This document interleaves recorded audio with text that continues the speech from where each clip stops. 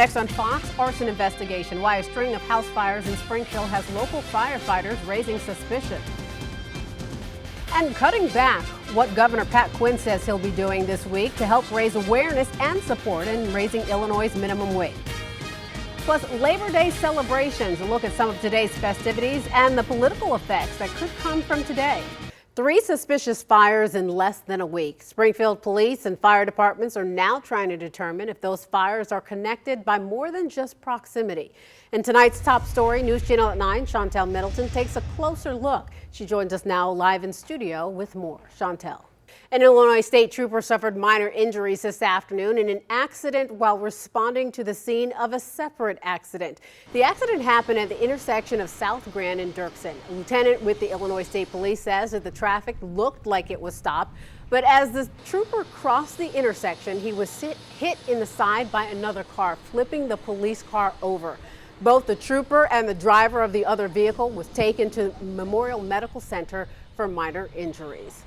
A man found dead in rural central Illinois was hit by a car when walking home. That's the word from the McLean County coroner. She says that 26-year-old Blaine Umstead died from head injuries when he was hit as he walked home after visiting family. His body was found early Sunday morning in rural Leroy. Anyone with information is asked to contact the McLean County Sheriff's Office. Chicago police are investigating the murder of a homeless man beaten to death in an alley, with the suspect still on the loose. Neighbors in the area are fearing for their safety. Fox's Alexa Helms has the story. That was Alexa Helm reporting for us. Chicago police announcing today that the first 8 months of 2014, they have had the fewest number of murders in more than 50 years. According to police, there were 21 fewer murders from January to August of 2014 than there were in 2013, which is 101 fewer murders in the same time period in 2012. While murder numbers are declining, the numbers of shootings and shooting victims is increasing. Chicago Police Department Superintendent Gary McCarthy says that despite the numbers, the city needs stricter gun laws. Even with the best policing and the best policing strategy in the world, without better laws to help keep illegal guns off the streets and out of the hands of criminals, we will continue to face an uphill battle. According to police statistics, Chicago's overall crime is down 14%. We have a traffic alert for drivers in Sangamon County tonight. Construction is expected to start bright and early tomorrow morning on Iron Bridge Road. The work includes putting down a new layer of asphalt. Now that means that you'll need to slow down for construction workers, which could lead to delays for your morning commute. Construction should wrap up in 2 to 3 weeks. Illinois is planning to spend $102 million to build a bridge over the Kankakee River. Now, it's part of a plan to make high-speed rail improvements between Chicago and St. Louis. Governor Pat Quinn announced the funding on Sunday. The money will also pay for safety and capacity efforts between Joliet and Dwight. Illinois Department of Transportation will oversee the work done by Union Pacific Railroad. Construction is planned to start sometime in 2016, and the governor says that it will create 900 jobs. Well, still ahead here on News Channel at 9 on Fox, Illinois. Protecting the United Kingdom, the strong measures the Prime Minister is taking to keep British ISIS fighters from returning home. And the Fighting Illini came away with a win, but they're not satisfied with the performance. What they say they want to focus on. That's later on in sports. Plus, it is the newest scandal out of Hollywood that's affecting several stars. How hackers were able to steal their personal photos. Welcome back. The message from workers is clear this Labor Day. Higher wages. Activists and workers' rights groups alike calling for an increase to the minimum wage. President Obama also pushing for legislation to keep the economy growing during a stop in Milwaukee today. The president noting last month is the first time since 1997 the economy added more than 200,000 jobs for 6 straight months. But the president says that's not enough, calling on Congress to give Americans the raise that he says they deserve. I'm not asking for the moon. I just want a good deal for American workers. When everyone's contributing their fair share, America's always grown. Critics say raising the minimum wage hurts job growth and business owners alike. Now, Congress is back in session next week and could take up the minimum wage issue before the end of the year. Governor Pat Quinn says that he hopes to show firsthand what it's like to live on Illinois' minimum wage. The governor says that he will spend no more than $79 this week on food and other living expenses. That's how much he says someone working full-time on the minimum wage has to spend after housing, taxes, and transportation. Now, Quinn wants to raise Illinois' minimum wage from $8.25 an hour. Republican challenger Bruce Rauner says that he is open to raising the wage if it's tied to business reform so businesses can add the extra labor costs. British Prime Minister David Cameron will host this week's NATO summit in Wales. Today, as President Obama tried to avoid the topic altogether, Cameron took perhaps the most aggressive move so far of any world leader against the ISIS threat. Fox News correspondent Doug McElway reports. In a surprising move, the North Korean government allowed a CNN crew to interview the 3 Americans currently being held captive. Correspondent Will Ripley was allowed to speak with each of the captives, Kenneth Bae, Matthew Miller, and Jeffrey Fowle, for 5 minutes in a hotel in Pyongyang.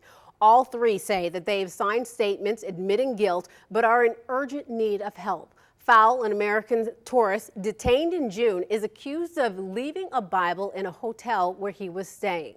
I'm good for the time being, but I need to let people know that I'm getting desperate. I'm getting desperate for help. My situation is very urgent, that very soon I'm going to trial and I would directly be sent to prison.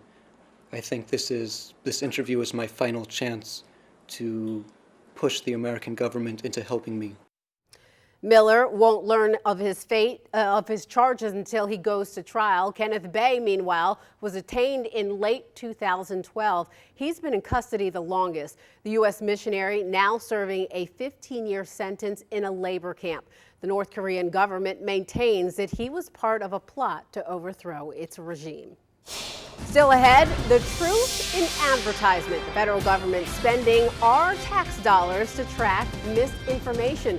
Why many fear it can be turned into a partisan political tool. And a perfect day to spend time outdoors on this Labor Day, but rain is coming towards central Illinois. Find out when it will hit next in a complete check of your Fox 14 forecast. All righty, thank you so much. Keep it here. We've got another half hour of local news coverage ahead on the way. Done before we even got started. Why a contestant for an upcoming reality show on Fox has been kicked off the cast. And later in tonight's Health Matters, a young boy getting treatment for leukemia is on the road to recovery. We've got his story coming up next, right here on Newschannel at 9 on Fox, Illinois. In tonight's Consumer Watch, with most students out of school and many adults home for Labor Day, families took the time to relax and enjoy the time together. Over in Champaign, the day off combined with great weather brought many people outside and to the parks. You know, the kids enjoyed playgrounds from the swings to the jungle gym. Some residents even got in a workout, jogging around the park. And of course, many families fired up the grill to cook some of their favorite foods for the holiday. We usually have ribs, we like to have chicken. This year I wanted to do something a little different, so I said we're gonna have some fish fries. Just got a little catfish, a little tilapia, and you know, put some fries on there, a few sides, and that's how we're gonna do it. Harris also says that getting together on Labor Day is an annual tradition for him and his family.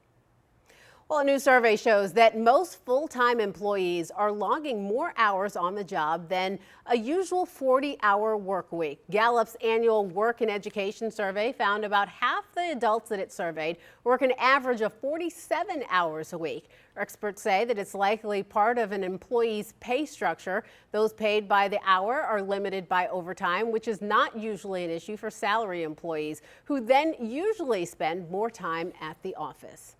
Well, there are laws about the truth in advertising, and now truth on Twitter is being looked at by the federal government.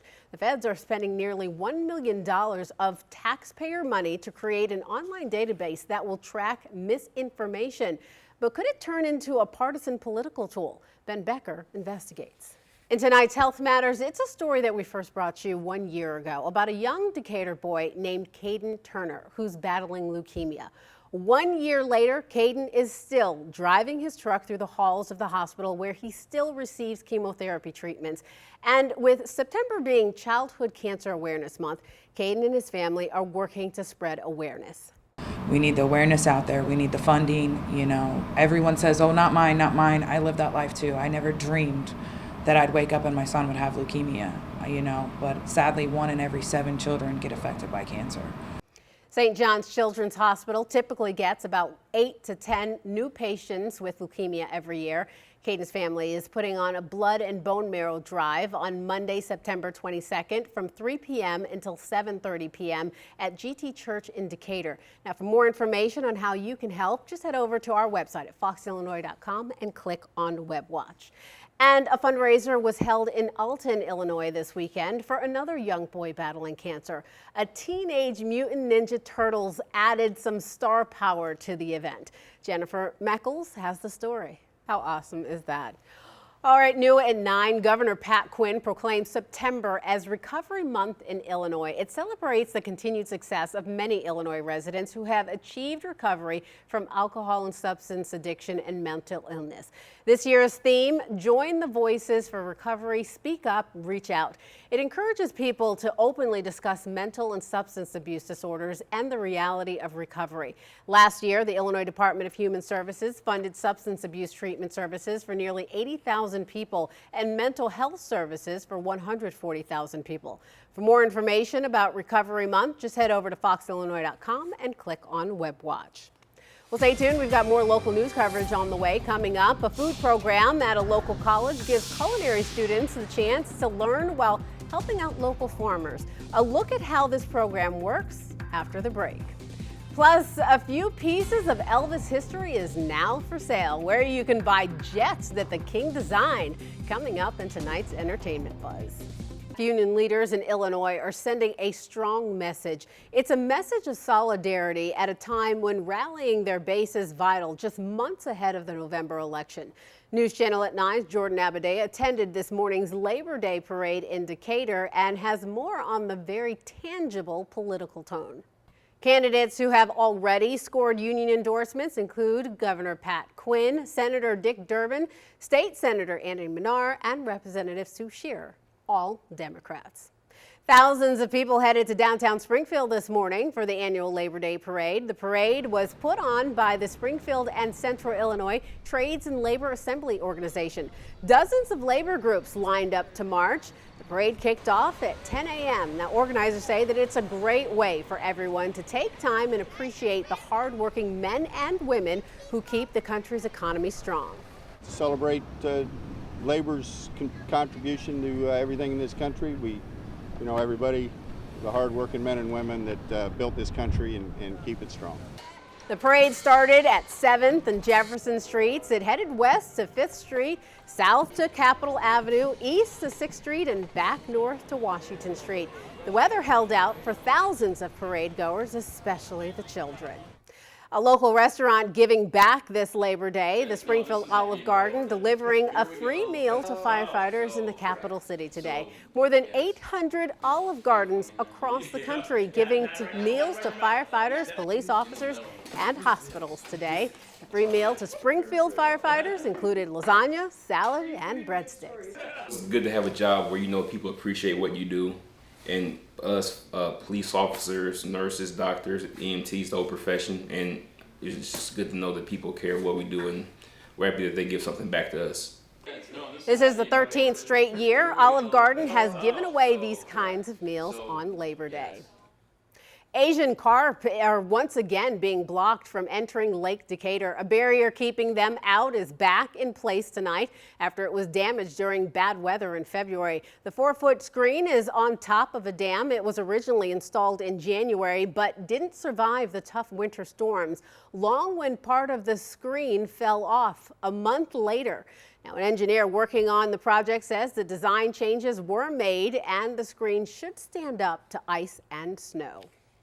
If you're an inspiring food business entrepreneur or looking for a job in the culinary field, Lincoln Land Community College may just have the program to give you a jump start. Newschannel at 9's Michelle London reports on exactly what the college is offering. The value-added local food program doesn't begin until October 24th, but program developer Marnie Record says that spaces are expected to fill quickly. Anyone can sign up, and if you'd like to learn how, just head to our website, foxillinois.com, and click on Web Watch. Leaders of Southern Illinois University say that they are guardedly optimistic new numbers will show an end to a trend of dropping enrollments. Those numbers are expected to be released tomorrow. Attendance at the Carbondale campus has dropped almost a fifth in the last decade. Figures show just 60% of SIU's freshman class of 2012 stayed for their sophomore year.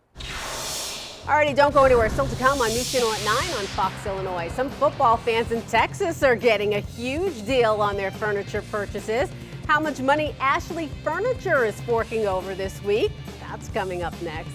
And summer made another strong appearance after a hot weekend, but much cooler weather is headed our way to our area and fast. Find out when after the break and a complete check of our Fox Storm Team forecast.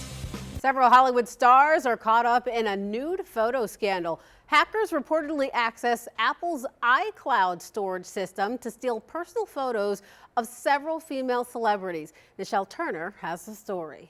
Model and actress Kate Upton is also said to be among the hacking victims. In a statement, her attorney called the breach an outrageous violation of Upton's privacy and pledged to go after those responsible for posting them.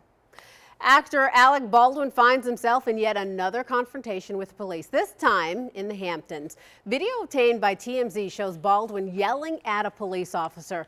The actor appears to be surrounded by family members, including a small child. Now, the shouting match comes to a head when TMZ sources say Baldwin and his wife yelled at a photographer for getting too close to take pictures. Now, TMZ reports that the photographer in question was pushed and put in a headlock by Baldwin. Police were ready to arrest Baldwin, but the photographer decided not to press charges. A contestant on the new Fox reality show Utopia has been thrown off of the show even before the cameras started rolling. Producers say Andrea Cox didn't start working on Utopia because of what they're calling a violation of production policies. Cox reportedly brought a cell phone with her when the contestants were sequestered in a hotel before shooting began. Now, sources say that she used it to learn the identities of the other contestants on the show, then went around the hotel looking for them. Now, the show began Friday afternoon on a live stream. Utopia features 15 so-called pioneers who have to reboot their own society from scratch on a private piece of land. Now, they have a year to do this. The show makes its television debut on Fox on September 7th. Well, not one, but two jets owned and designed by Elvis Presley are now up for sale. One is called the Lisa Marie after his daughter. It includes gold bathroom fixtures, a stereo system, and a queen-size bed. The other jet is called the Hound Dog 2. They've been part of the Graceland Museum since 1978, but negotiations to keep them they've fallen through, and the planes haven't been flown since 1984.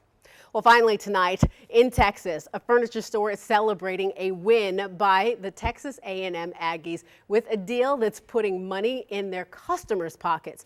Ashley Furniture ran a promotion that if the Aggies won by 10 or more points, customers would get their furniture for free. The deadline for entering the promotion was Wednesday. Texas A&M beat South Carolina 52-28 on Thursday. Store managers say that they're writing more than 600 checks with a total of about $1 million.